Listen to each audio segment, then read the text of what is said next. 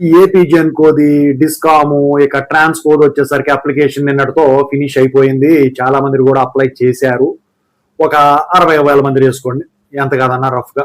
So అంతమంది వేశారు. ఉన్నదేమో 650 పోస్టులు ఏమున్నాయి. అందుట్లో మళ్ళీ సబ్ డివిజన్ మొత్తం చేస్తే ఒక్కొక్క కేటగిరీకి 55, అంటే ఒక్కొక్క దాంట్లో కాదు మొత్తం మీద కలిపేసి అట్లా కేటగిరీని బట్టి మారుతూ ఉంటాయి.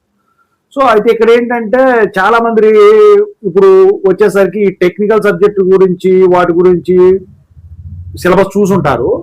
అందుట్లో 30 మార్కులు ఏదైతే ఈ క్వాంటిటేటివ్ ఆప్టిట్యూడ్ ఇది ఉంది చూసారా, కామన్ సిలబస్ ఉంది చూసారా, మెకానికల్ కానీ, సివిల్కి కానీ, ఈసీకి కానీ, లేకపోతే వచ్చేసరికి ట్రిపుల్ఈ కానీ, ఈ కామన్ సిలబస్ ఏదైతే ఉన్నదో సో దాన్ని పక్కన పెట్టేస్తున్నారు. అయితే ఇక్కడ చివరిలో చదువుకోవచ్చు అన్న ఒక ఆలోచన అయితే ఓకే, నో ప్రాబ్లం. ఇక 70 మార్కులకి మెకానికల్ అయినా, ఈసీ అయినా, ట్రిపుల్ఈ అయినా, సివిల్ అయినా ఆ సిలబస్ ఏదైతే ఉందో అది ప్రిపేర్ అవుతా ఉంటారు. Very good. కరెక్ట్ గా 1 month టైం ఉంది. అయితే ఈ కామన్ సిలబస్ లో వచ్చేసరికి ఏంటంటే మీకు ముందుగా ఈ రీజనింగ్ ఏదైతే ఉంటుందో అది, క్వాంటిటేటివ్ ఆప్టిట్యూడ్ ఏదైతే ఉందో అది, ఇంతకుముందు వచ్చేసరికి 30 మార్కులకి ఇచ్చేవాళ్ళు, ఇప్పుడు వచ్చేసరికి ఏంటంటే అవి తగ్గించారు దాని వెయిటేజ్.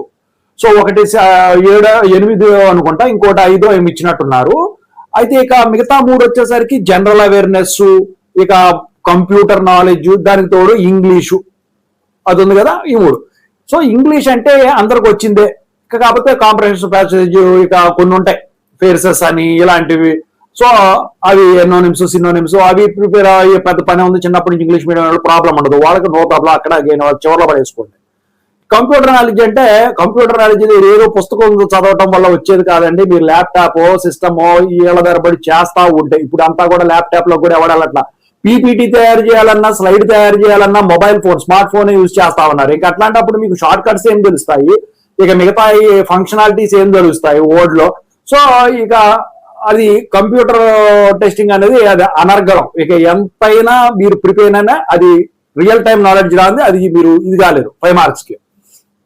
ఇక ఆ తర్వాత వచ్చేసరికి ఏంటంటే జనరల్ అవేర్నెస్. ఇందుట్లో కరెంట్ అఫైర్స్ అంటే ఇప్పుడు ఏ రోజు టాపిక్ ఆ రోజు మీరు న్యూస్ పేపర్ చూస్తుంటారు, తెలుసుకుంటారు, నో ప్రాబ్లం. కాకపోతే ఇది వచ్చేసరికి లాస్ట్ 6 months లో అది ఉంటుంది. ఇక బుక్ లో చూసినా ప్రాబ్లం ఉండదు అది. అయితే ఇక్కడ ఏంటంటే వీళ్ళు ఈ నేబరింగ్ కంట్రీస్ అని, హిస్టరీ అని, కల్చర్ అని, లేకపోతే ఇండియన్ పాలసీస్ అని, ఇవన్నీ కూడా సైన్స్ అండ్ టెక్నాలజీ ఏదో ఉంది కదా, అవన్నీ కూడా ఇవ్వడం అయితే జరిగిందనమాట. అవన్నీ చదవాలంటే టైం అనేది అయితే సరిపోదండి. అది ఎందుకంటే అది గ్రూప్స్ కు సంబంధించిందో, హైకోర్టుకు సంబంధించిందో, లేకపోతే వేరేదేదో సంబంధించిందో వాళ్ళకు పూర్తి సిలబస్ అది. అంటే ఒక్కొక్క టాపిక్ అందులో చెప్పింది ఒక్కొక్క సబ్జెక్టు, హిస్టరీ ఒక సబ్జెక్టు, కల్చర్ ఒక సబ్జెక్టు, ఇలా అనమాట. అనంతం అది ఎక్కడి నుంచి ఇస్తారో తెలియదు. దానికి మీరు సోషల్లో చదివిని గుర్తుంటే సరిపోతుంది. ఇక అంతకుమించి మీరు ఏం చేసేది ఉండదు. అది కరెంట్ అఫైర్స్, అది మీరు చేసేది ఏమీ ఉండదు. ఓకేనా? సో అది ఆటోమేటిక్గా అది అయిపోద్ది. ఇక మీరు చూడాల్సిందల్లా వచ్చేసరికి ఆప్టిట్యూడ్, రీజనింగ్ అనమాట. సో ఇవి కనుక మీరు స్కోర్ చేయగలిగితే మిగతా ఇవి వచ్చేసరికి అంటే తెలిస్తే పెట్టడం, లేకపోతే ఎందుకంటే ఇంకా 1 month టైం ఉంది కాబట్టి ఇప్పుడున్న పరిస్థితి ప్రకారం నేను చెప్తా ఉన్నాను. దాని ప్రకారమే మీరు ప్రిపేర్ అవ్వండి. ఓకేనా? ఇంగ్లీష్ మీడియం వాళ్ళు ఇంగ్లీష్ లాంగ్వేజ్ ప్రిపేర్ అవ్వాల్సిన పని అయితే ఉండదు. మీరు చిన్నప్పటి నుంచి తెలిసిందే కదా కాంప్రహెన్సివ్ అవన్నీ. కాకపోతే ఇక్కడ తెలుసుకోవాల్సింది ఏంటంటే యాంటోనిమ్స్, సినోనిమ్స్ బొచ్చుడు ఉంటాయి. So antonyms, synonyms same words వచ్చాయి, ఆపోజిట్ వర్డ్స్ వచ్చాయి, అవి గుర్తుంచుకోవడం కష్టం అవుతుంది. మిగతా అంతా కూడా బాగానే ఉంటుంది. So better focus on quantitative aptitude and reasoning. ఓకేనా? Thank you.